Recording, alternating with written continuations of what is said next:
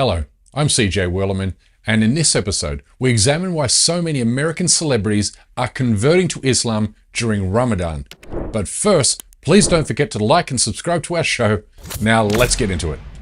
When we started this show 3 years ago, we not only wanted to bring attention to injustices in the Muslim world, but also we wanted to counter Islamophobia by showcasing how Islam is making a profoundly positive impact in countries that have long been hostile towards the Islamic faith. Because when you understand how Islam nourishes and improves individual lives while also transforming once broken, crime-riddled communities into peaceful and harmonious sanctuaries, then you come to understand how every Islamophobic narrative, stereotype, and trope parroted in media is a deceptive and malicious lie, with roots tracing back to either the malignant Zionist lobby or the virulent Hindutva lobby. We have demonstrated this time and time again, and we will continue to do so until every non-Muslim person everywhere in the world accepts these undeniable facts to be true. But what is also true is the way in which the Palestinian people, through their courage, defiance, and unshakable belief in God, are inspiring an entire generation of Americans and Europeans to embrace the religion of Islam. And this is not a matter of opinion. This is a matter of fact, as reported widely in the mainstream media, and as reported on this program here, and also here, where we recently revealed this program has encouraged many to convert to Islam too.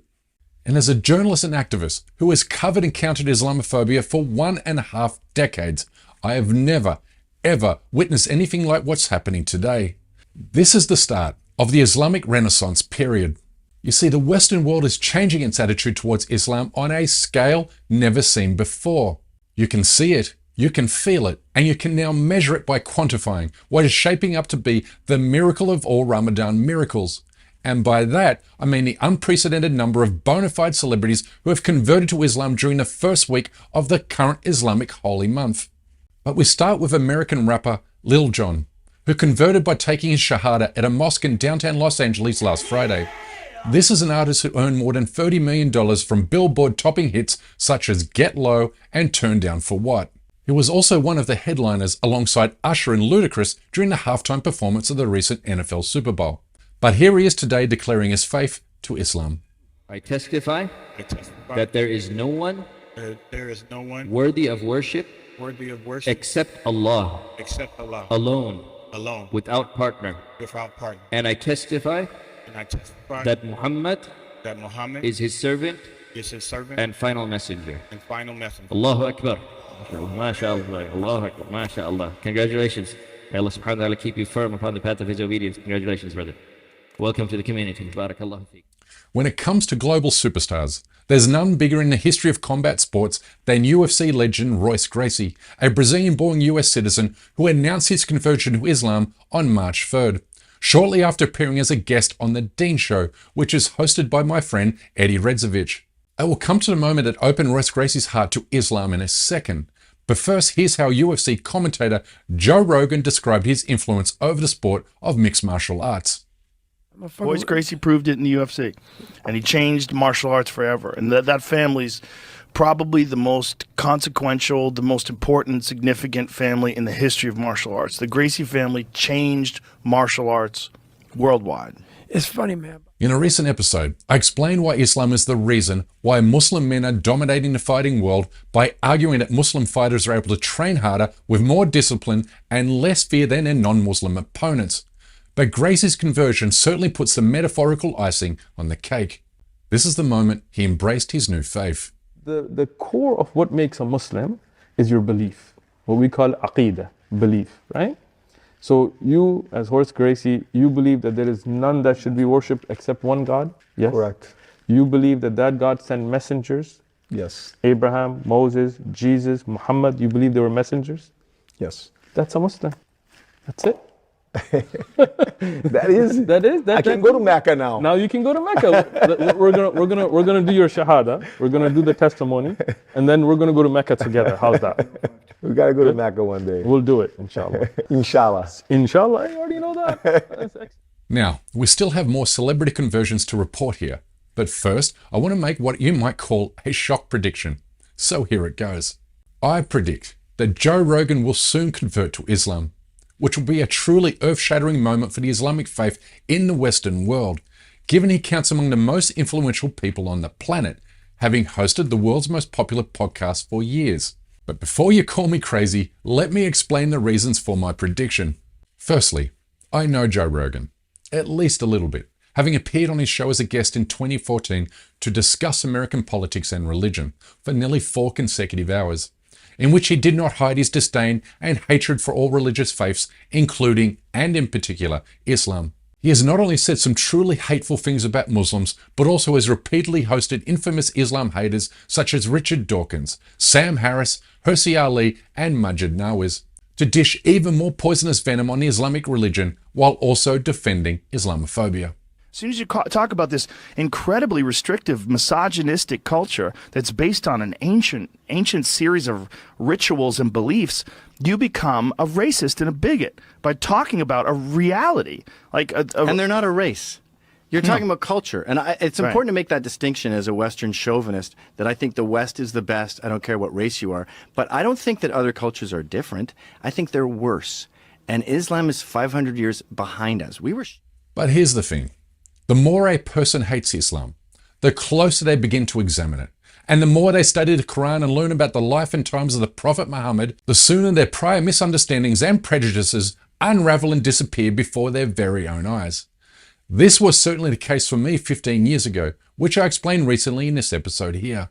And it was also the case for Dutch politician Joran van Cleveren, who converted to Islam while doing research for an anti-Islam book. And I strongly feel that this will be the case for Joe Rogan, who has gone from saying the worst things imaginable about Islam in the past to saying positive things like this today. It's one of the most popular religions in the world, but it's a religion that embraces discipline. You go through Ramadan, you're not eating all day, you're not drinking any water all day. That belief system helps people, keeps them disciplined, keeps them on a good path. Clearly, Joe is taking a much more accommodating tone towards Islam and Muslims, although he still welcomes guests who spread hatred towards the religion, like a renowned Muslim hater Douglas Murray recently, which is why Eddie from The Dean Show urged Joe to invite me back onto his show. So hopefully we can awaken some good hearts and some noise can be made, some awareness. And I think our friend Joe Rogan has a great platform. I know you've been on the Joe Rogan show before. Are there any plans to return? Has he invited you back? I mean, he's someone that can help to spread some of this good information out there. What do you think? Time will tell whether my prediction comes true or not, but I'm confident history will eventually prove me right. I've spent years studying Islam haters and their personal transformational journeys. But a prediction I don't need to make, however, is the recent conversion by my friend and fellow activist Sean King, who explained to our mutual buddy Sheikh Omar Suleiman how the Palestinian people helped bring him to the Islamic faith at the start of this year's Ramadan. But I don't know that I would be here today without the past 6 months of suffering and pain and trauma that we've seen in Gaza. And so many men and women and families there have welcomed me as their friend and have allowed me to walk with them through their grief and their pain, but also through their faith and strength and resilience. This is Islam. It makes you feel the pain of others who are less fortunate than you by opening your eyes to injustices and giving you a spiritual guide for resisting collective oppression and individual depression. And for those who mistakenly argue that Islam is incompatible with science, let me introduce you to Dr. Henry Klassen, a celebrity stem cell scientist from the University of California. It was his groundbreaking research that discovered a stem cell-based treatment for inherited blindness. He converted to Islam on the first day of Ramadan. You bear witness that there is no God but Allah. There's no God but Allah. And I bear witness that Prophet Muhammad is the messenger of Allah. The messenger of Allah. Allahu Akbar. Allahu Akbar. These celebrity conversions are giving Islam an audience in the Western world like it has never had before, and even during highly televised NBA games. Kyrie, on a personal note, you have said that you are fasting for Ramadan, which, for those who are unaware, means no food, no water from sun up to sundown. How do you muster the energy to go out and score 34 points with very little nutrition in your body? Well, it's a journey with God, and I'm not alone in this. I have brothers and sisters all around the world that are fasting with me.